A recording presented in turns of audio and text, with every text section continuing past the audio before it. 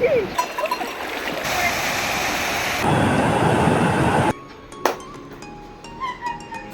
No ছাতা no raincoat. নমস্কার সবাইকে, welcome to my another blog. আমাদের ট্রেনটা ছিল কাঞ্চনকন্যা এক্সপ্রেস। এটা ছিল 8:35-এর ট্রেন শিয়ালদা থেকে। সত্যি বলতে ট্রেন জার্নিতে একটা ভয়ই এসে গেছে, কারণ এত ট্রেন অ্যাক্সিডেন্ট হচ্ছে। কিছু মাস আগেই কাঞ্চনকন্যা এক্সপ্রেসই কিন্তু অ্যাক্সিডেন্ট হয়েছিল। তো আমাদের বাকি বন্ধুরাও চলে সবাই প্রণাম করে ট্রেনে উঠছিলাম, কারণ একটা ভীতি কাজ করছিল সবার মনেই। ঠাকুরের কাছে এটাই বলছিলাম যেন আমাদের যাত্রাটা সফল হয় আর সেফভাবে হয়। ট্রেনে উঠেই আমরা খাওয়া দাওয়া শুরু করে দিয়েছিলাম, তার সাথে আড্ডা আর গল্প তো চলছিলই। এইভাবে আমরা আমাদের গন্তব্যের দিকে এগিয়ে যাচ্ছিলাম। একটা ভিডিও করছি, হঠাৎ করে একটা নাইটি পরিহিত মহিলা আমার সামনে এসে বাধা হয়ে দাঁড়ালো। ট্রেনে কে নাইটি পরে ভাই? ভিডিওটাই পুরো বিগড়ে গেল। আমাদের ট্রেনটা কিন্তু পাহাড় আর জঙ্গলের মধ্যে দিয়ে সকালে যাচ্ছিল। আমরা যেতে যেতে অনেকগুলো ময়ূরও দেখতে পেয়েছি। দারুণ ছিল জাস্ট ভিউটা।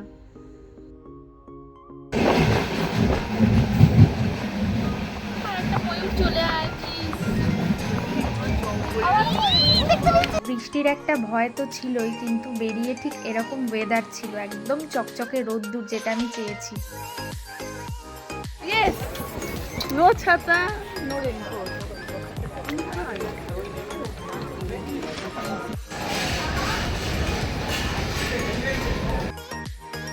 এত সুন্দর জঙ্গলের পথ দিয়ে আমাদের ড্রাইভার দাদা আমাদের ফার্স্ট নিয়ে গেল মূর্তি রিভার পয়েন্টে।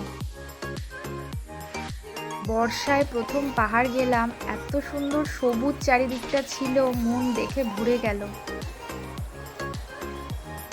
চলো এই একটা ভিডিও করে নিলাম, আর আমি ভিডিও করবো না, ফোনে চার্জ থাকবে না, ছবি তুলতে হবে।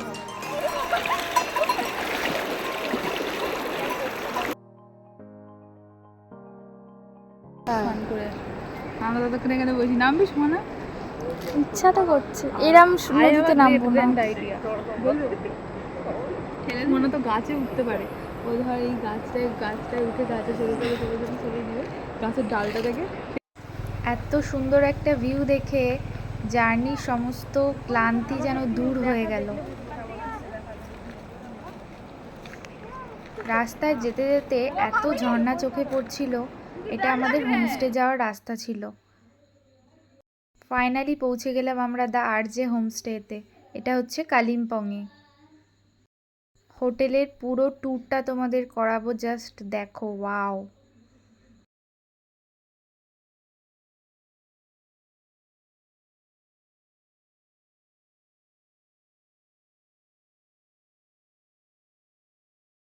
$1300 করে পার পার্সন পড়েছিল থাকা খাওয়া মিলিয়ে।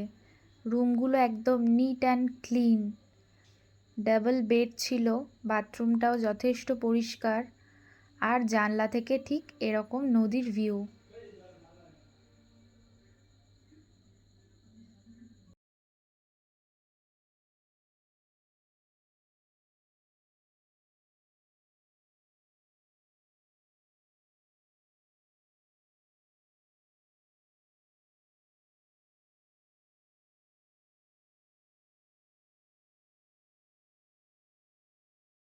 হোমস্টেতে পৌঁছেই আমরা একটা কফি নিয়ে নিয়েছিলাম। সবাই স্নান সেরে আর লাঞ্চটা করে নিয়েছিলাম।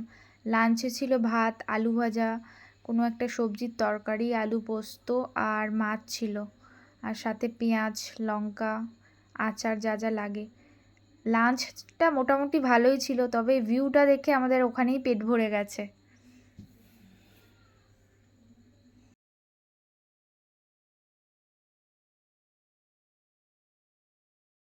লাঞ্চটা সেরে আমরা ডিনারের অর্ডারটা দিয়ে দিয়েছিলাম। পাহাড়ে এই ফুলগুলো কিন্তু আমাকে খুবই আকর্ষণ করে। এত সুন্দর ফুল সব জায়গায় কিন্তু দেখা যায় না। আমাদের হোমস্টের উল্টো দিকে এই ছোট ছোট বিড়াল ছানাগুলো ছিল।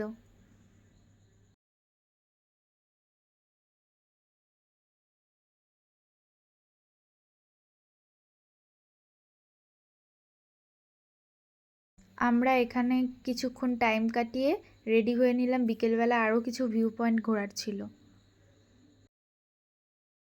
এই যে আমরা সবাই মিলে রেডি হচ্ছি, সবাই সবাইকে হেল্প করছিলাম রেডি হতে। সবাই মাথায় একটা করে বউ আর যে লাগিয়েছিলাম। হোমস্টে থেকে কিন্তু নদীতে নামবার কোনো পারমিশন নেই, কিছুদিন আগে একটা দুর্ঘটনা ঘটে যাওয়ার পর থেকে।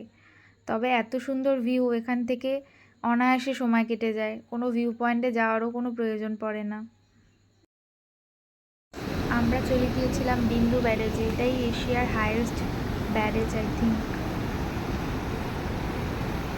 নদীর জলের স্রোতটা দেখেছো? এটা জল ঢাকা নদী। বিকেলবেলা হালকা হালকা বৃষ্টিও শুরু হয়ে গিয়েছিল, আমরা ছাতা নিয়েই ঘোরাঘুরি করছিলাম। আর এই সাকুলেন্টগুলো দেখো কত সুন্দর।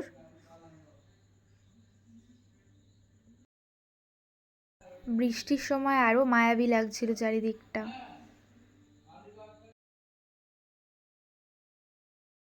আমি না জল দেখে নিজেকে কন্ট্রোল করতে পারি না, মনে হয় যেন নেমে যাই জলে। তো রাস্তার পাশে ঝর্ণাগুলোকে দেখে আমার মনে হচ্ছিল এখনই আবার স্নানটা করে নিই। এটা আরও একটা view point, the Apple stone. এখানে যে পাথরটা রয়েছে না, পুরো অ্যাপেলের শেপে।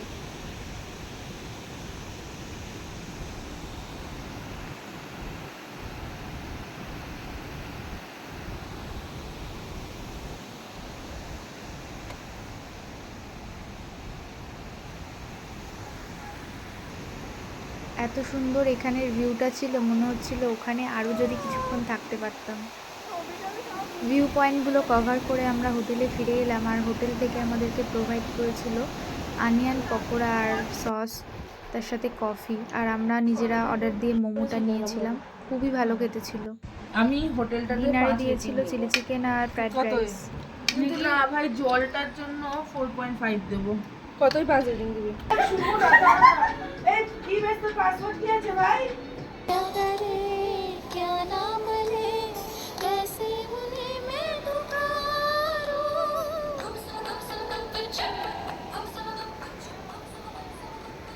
এইভাবেই আমাদের প্রথম দিনটা কেটে গেল খুব আনন্দ করে। আর আরজে হোমস্টেতে তোমরা যদি কন্ট্যাক্ট করতে চাও, আমি কন্ট্যাক্ট নাম্বার অবশ্যই দিয়ে দেবো, কমেন্ট বক্সটা চেক করবে।